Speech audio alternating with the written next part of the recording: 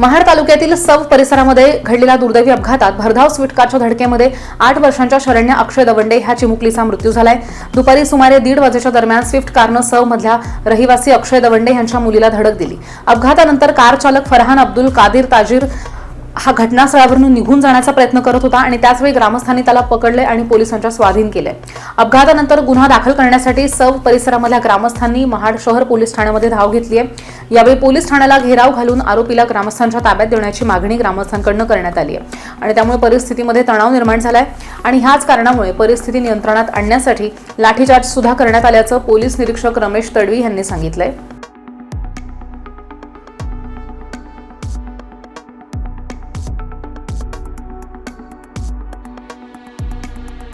जमावाला पांगवण्यासाठी सौम्य लाठीचार्ज करावा लागला।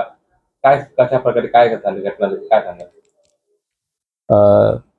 याच्यामध्ये पोलीस स्टेशनच्या समोर 50-60 जे लोक आलेले होते।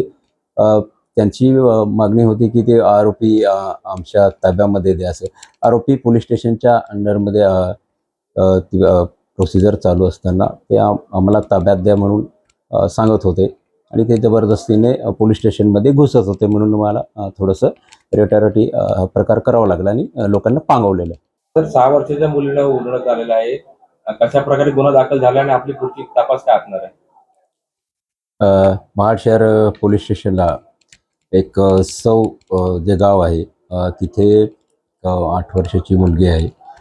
तिच्याविरुद्ध त्याला एक अननोन कारवाल्यांनी उडवलं होतं।